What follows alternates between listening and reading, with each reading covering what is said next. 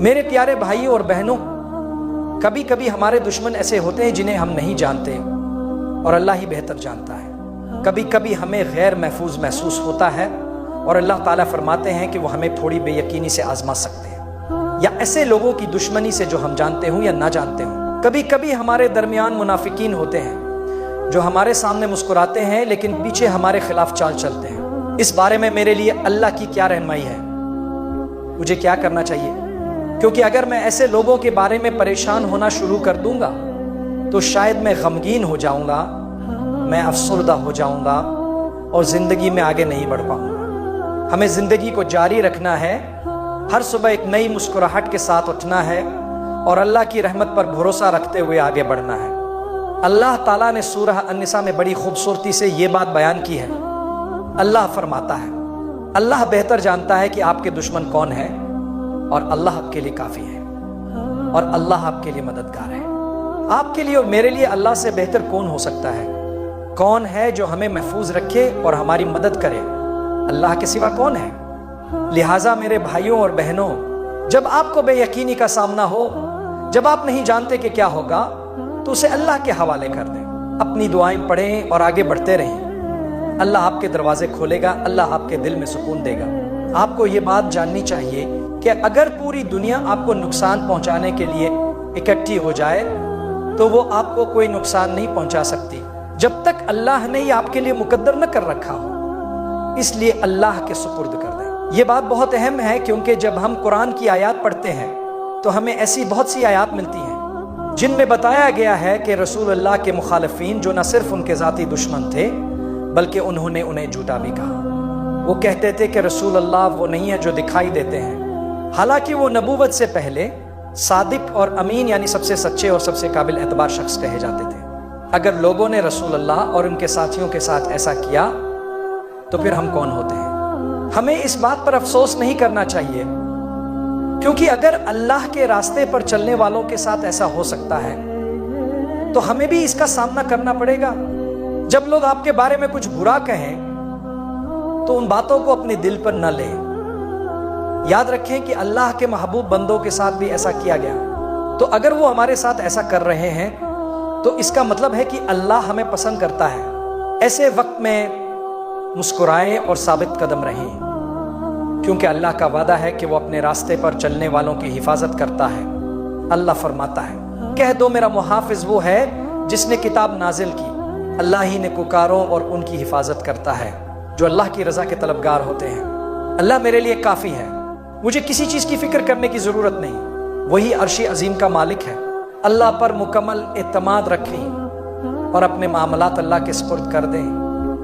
اگر آپ کو تھوڑی سی تکلیف یا پریشانی ہو تو یاد رکھیں کہ اس میں آپ کے لیے دراصل کوئی نہ کوئی فائدہ چھپا ہوتا ہے۔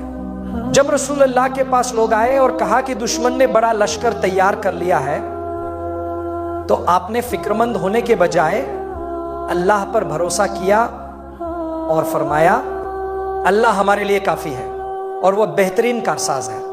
اگر دشمن آپ کو نقصان پہنچا بھی دے تو ہو سکتا ہے کہ اس میں بعد میں آپ کے لیے کوئی خیر ہو۔ حدیبیہ کے معاہدے کے وقت بھی صحابہ کرام کو یہی لگا کہ ہم سچائی پر ہونے کے باوجود عمرہ کیوں نہیں کر سکے، لیکن اللہ نے فرمایا یقیناً ہم نے آپ کو واضح فتح عطا کی ہے۔ حضرت عمر جیسے صحابہ بھی حیران تھے کہ یہ فتح کیسے ہو سکتی ہے، لیکن صبر کریں، فتح صبر کرنے والوں کے ساتھ ہوتی ہے۔ اگر آج نہیں تو کل آپ خوشی منائیں گے، آپ فتح یاب ہوں گے۔ اور یوں رسول اللہ نے فرمایا کہ اگر اللہ نے اسے فتح کہا ہے تو یہ واقعی فتح ہے۔ کچھ سال بعد وہ فاتحانہ انداز میں مکہ مکرمہ میں داخل ہوئے۔ فتح مکہ کے دن صحابہ کی تعداد ہزاروں میں تھی، اور آپ جانتے ہیں کہ رسول اللہ نے اس دن کیا کیا۔ جب وہ جانتے تھے کہ وہ جیت گئے ہیں تب بھی وہ سب سے زیادہ عاجزی کے ساتھ پیش آئے۔ وہ غرور و تکبر سے بالکل پاک تھے۔ جو بھی اس دن معافی کا طلبگار ہوا اسے معاف کر دیا گیا۔ صرف یہی نہیں، جب انہیں مکمل طاقت اور اختیار حاصل تھا، جب وہ اپنے دشمنوں کے ساتھ جو چاہتے کر سکتے تھے، تو انہوں نے کیا کیا؟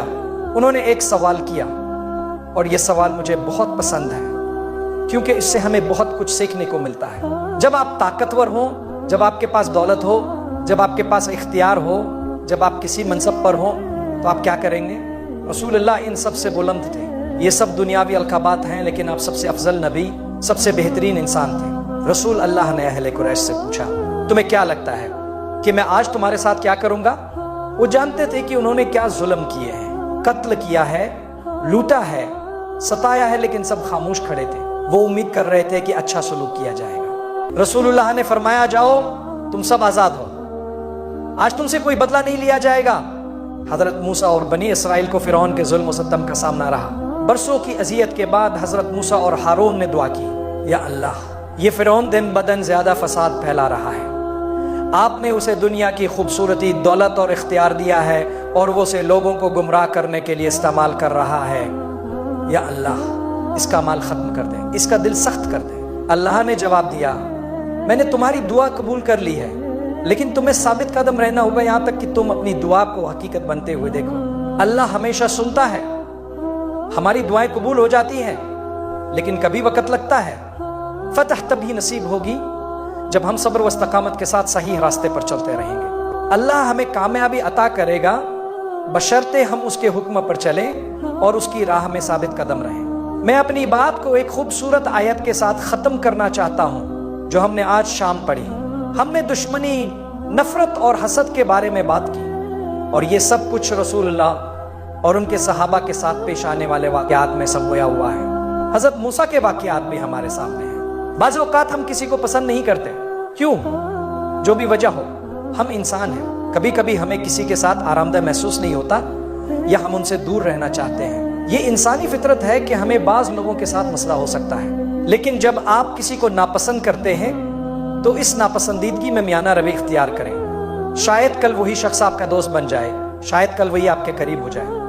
اللہ ہمیں حکم دیتا ہے کہ کبھی کسی سے نفرت یا ناپسندیدگی کی بنیاد پر انصاف کا دامن نہ چھوڑیں۔ اللہ فرماتا ہے عدل کرو، یہی تقوی کے زیادہ قریب ہے۔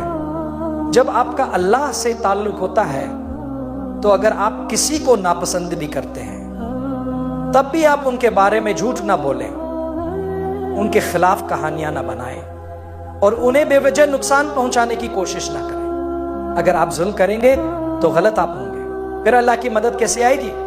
لہٰذا اپنی ناپسندیدگی کو کسی پر ظلم کرنے کا بہانہ نہ بنائیں، انصاف کریں، کیونکہ یہی اللہ کے قریب ہونے کا ذریعہ ہے۔